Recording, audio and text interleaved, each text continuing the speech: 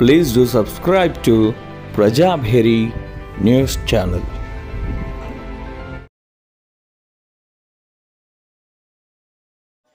1951 నుండి నేటి వరకు 8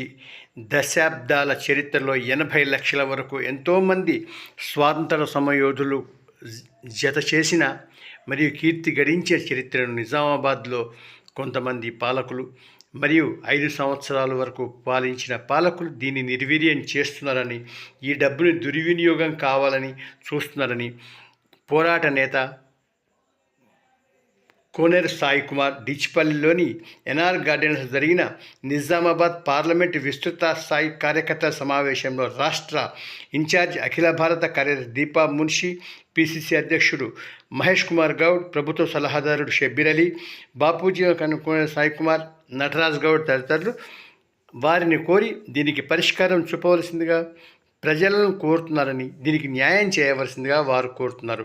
ఇదే రకంగా ఎన్నో పోరాటాలు చేసి ఎంతో ఘనత సాధించిన ఈ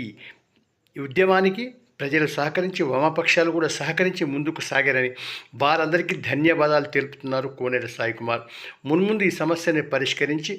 దీన్ని ఒక మంచి మార్గం వరకు ఇంత కాపాడుకున్న వ్యవస్థని ప్రజలకు Please do subscribe to Prajabheri News Channel.